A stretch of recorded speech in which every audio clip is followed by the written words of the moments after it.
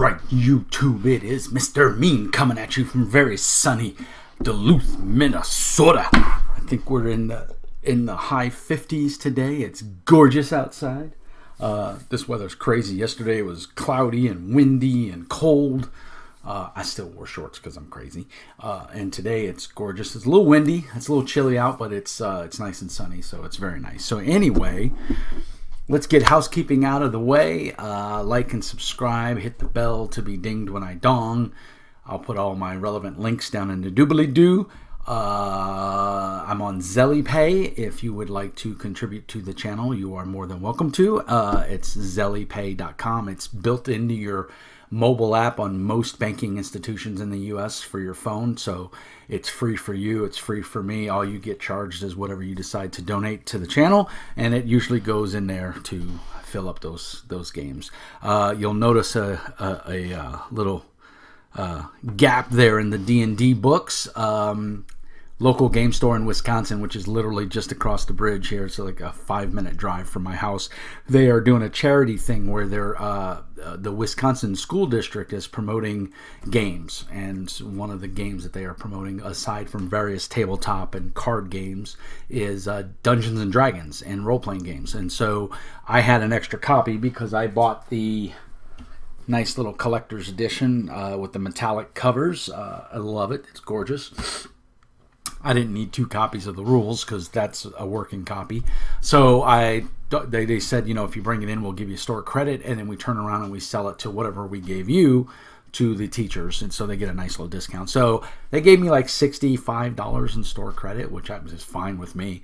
And so they'll sell it to a teacher for $65. So that's awesome. So those books will come out of the sleeve. I'll pack the sleeve away, and they'll go up there on the shelf. I'm hoping I have a meetup this Saturday at the Level Up Games in Wisconsin. So if you're in the neighborhood, if you're one of my local fans, pop in and say hi and everything.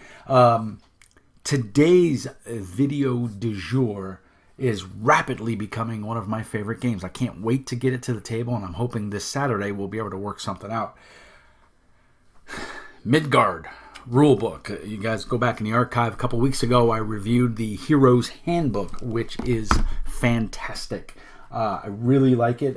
Some people were giving me a hard time, and I say it in a joking manner, but they were giving me a little bit of a hard time for not reviewing any 5th edition stuff. And I kind of pride my channel on reviewing little-known games, or games that are not in the popular eye, and so.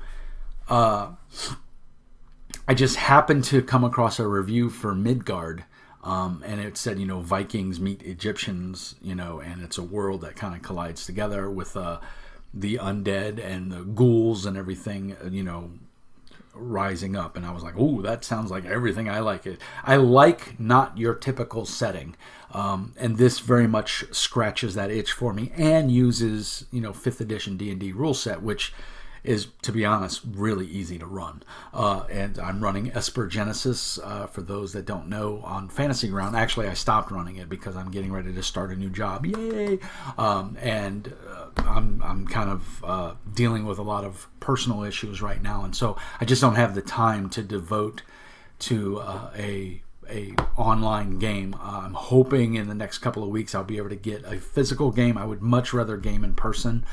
Fantasy Ground is a great tool, and I really enjoy it, and my Esper Genesis group is phenomenal. They are some amazing players, but I can't devote I've only got so much energy and so much time, and I would, if I can run an in-house game, I would rather run an in-house game as opposed to online.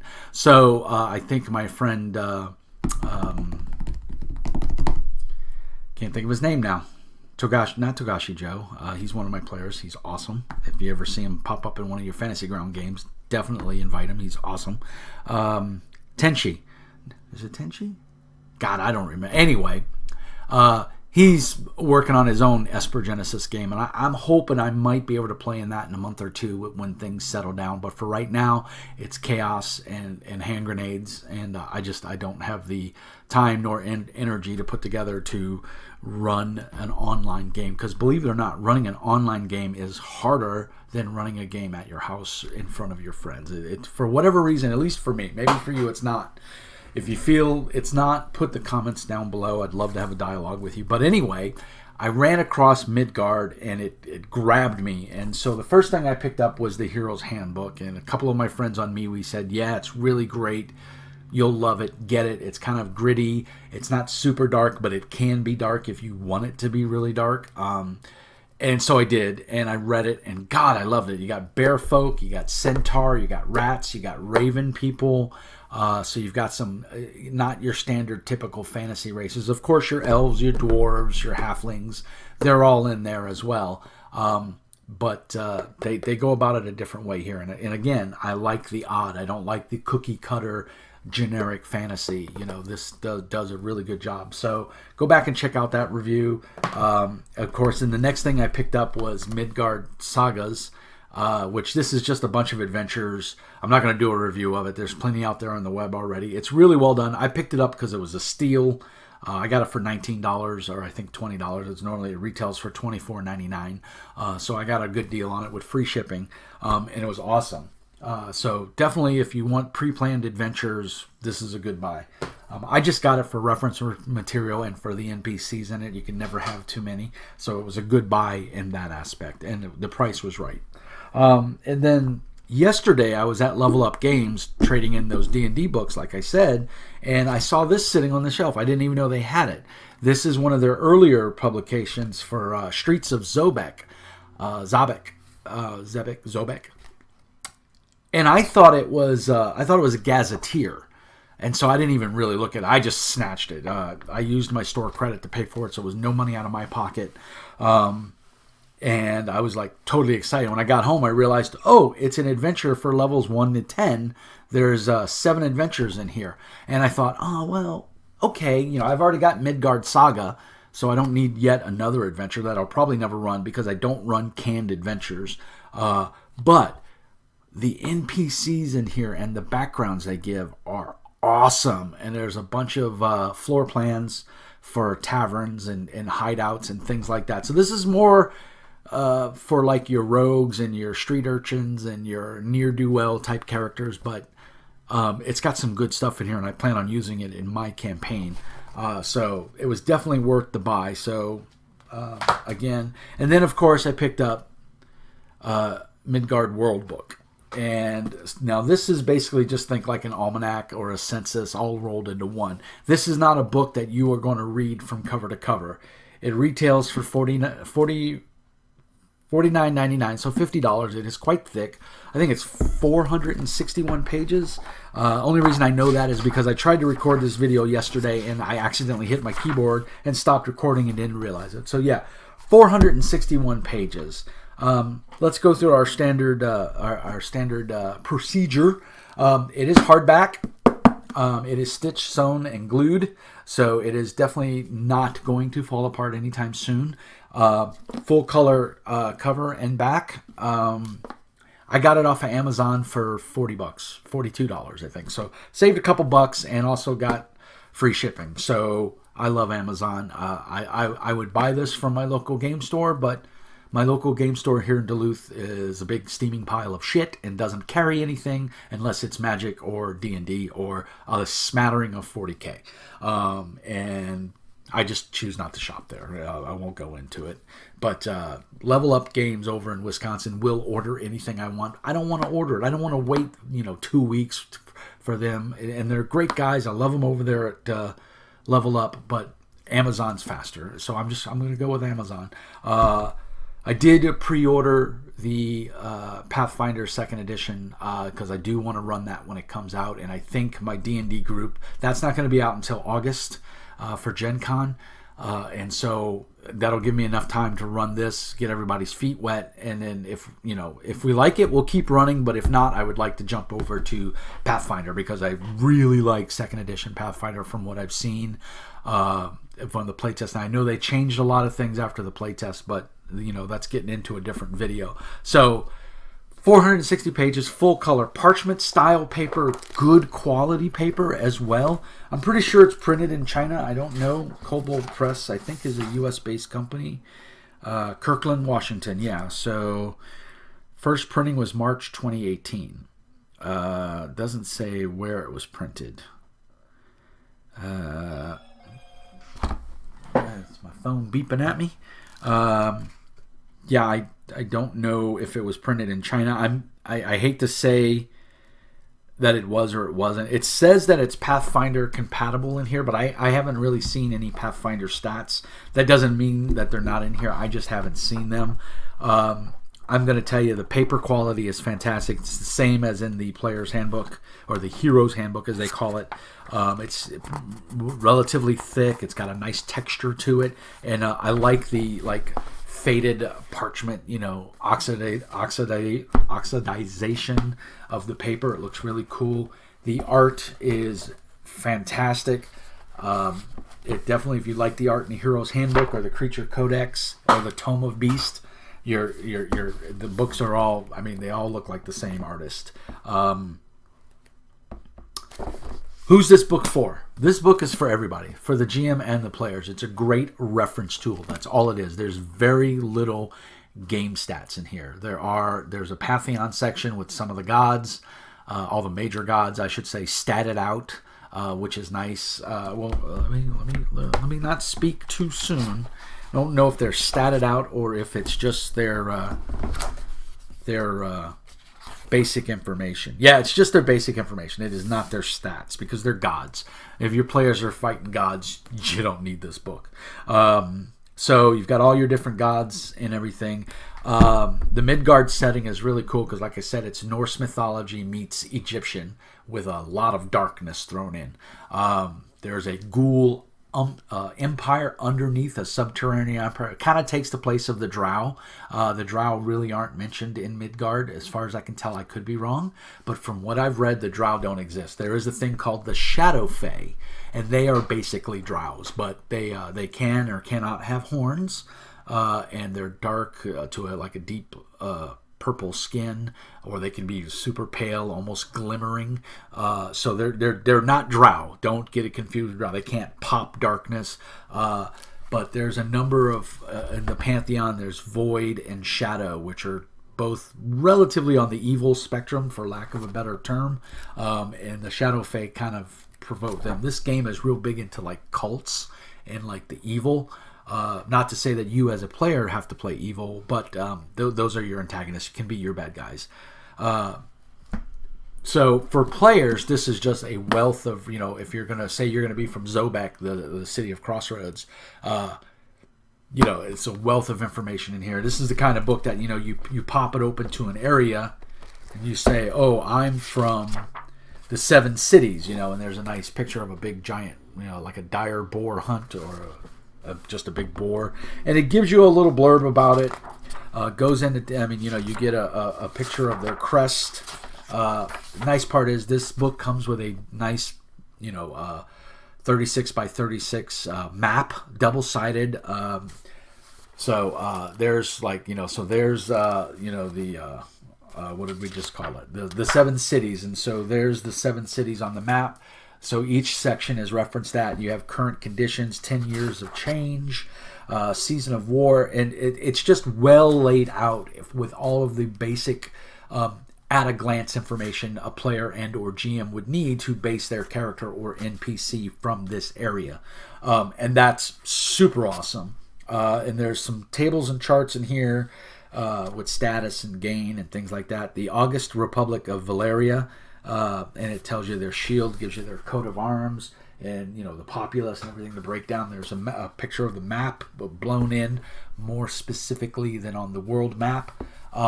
Really well done. Just like I said, you can't go wrong with this. The Wasted West, is another area. Every chapter is prefaced with a page of art with text at the bottom. And of course the big map to show you exactly where it's at, and then of course they expound upon the major powers in that area. So really well done. And of course, in the back of the book, we have our Pantheon. Let's see where that starts. It's quite extensive and very, very well done. In my page 344 starts our Pantheon. So it tells us all about the gods, the first gods, power granted, power stolen. The way that kind of the gods work and everything. It's very interesting. I read it last night while I was laying in bed. They had an era of time when the gods were new called the God Slaughter, and the gods were killing each other and taking their power, and some were becoming stronger and stronger, and others, obviously, if they died, they were wiped out.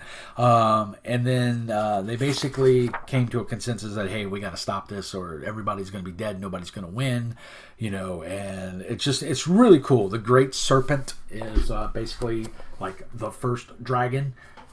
It is not like Bahamut, like, ooh, he's a good dragon, and there's his antithesis, which is Tiamat, the seven-headed evil god, evil dragon. No, this dude is all about dragons and fuck everybody else. The dragonborn, kobolds, that kind of thing, he's all for. There's even a part of the land that is all the dragon lords. Everybody else, they're encroaching, they're taking territory, they have fucked up the Minotaurs. Minotaurs are a playable race. Dragonborn are a playable race. They are not mentioned in the Hero's Handbook as far as statted out, because they're kind of bad guys. Of course, there's always the exception of the rule, because you can play anything out of the Player's Handbook for D&D 5th edition. They just kind of want you to stay in their own sandbox, which I totally get, and like I said, it's a very good sandbox. I really like the setting. I really like what mechanics they give you. So of course everything's laid out. The gods are laid out. The evil lands are laid out. Major gods of the crossroads. The crossroads are basically Zobek, and that's where they kind of recommend your adventure takes place, or you start with. But you can start wherever you want. You want to start in the 7 cities, you can. That's a major metropolitan area. The Dark Kingdoms is basically where all the bad guys are, and you don't want to go from there. The Maharati Empire is another weird one. That's the Dragonborn, I believe. Yeah. So it is, it's the kind of book you don't read cover to cover. You pick a section, like I'm reading Zobek right now, and I think I just stuck this in there. It is, oops, I don't want to lose my page. It is, it's a world book, man. It tells you everything you need to know. What's not there, obviously they give you enough rain to make up yourself, which is always awesome. And for 40-something bucks on average, most of your online retailers are going to give you some sort of discount. If you're lucky enough to have a really good game store in your local area that carries physical product, obviously I recommend you support your local game store. If I could have walked in to Level Up and bought this off the shelf, I'd have paid the $49.95. He gives me 10% off as a loyal customer for the most part. So, that kind of covers tax. So I would have gladly paid the $49.95 for it. I think it's worth it at full price. But of course, online retailers, you're going to find it for a discount, and it's going to be worth it. So if you're looking for a different world to play your game in, this is a great book. I don't know what else to tell you. It is phenomenal. It's I'm really looking forward to running it. I dig the art. It's very evocative. They have a nice character sheet. I was able to go online and get it. I'll include links to the Kobold Press website and to the Drive-Thru RPG. I also saw that they have a bestiary for Midgard for the Age system. Those that don't know, I'm a huge modern and fantasy age, Dragon Age fan of Green Ronin, and so I was happy to see that there's Midgard source material for Age. So I'm going to definitely pick those up. They're only available as PDF, but I'm still going to pick them up. It's like $5 for the monster manual, and it's all in Age stats, and so that's perfect for me. I don't think they need an actual Age handbook, Hero's Handbook for the Age system, because it's pretty generic. Mage, warrior, rogue. That's all you got, and so you can make your derivatives from there. So anyway, but if they do have something, I'll probably pick it up because I'm a big fan of the adventure game engine from Green Ronin, and obviously I'm a big fan of Midgard now, and I can't wait to run it. So Saturday we'll have our meetup. We're going to talk about it. Hopefully I'll get everybody excited and want to play, and we'll go from there. So that's pretty much it, guys. I hope you enjoyed the video. My timer says it's only 2 minutes and 35 seconds, so I'm hoping this recorded. I may have to record this again, and that's just going to annoy me, but if it is, it is. So as always, like and subscribe. Peace and hair grease. And remember, Mr. Mean says, be nice.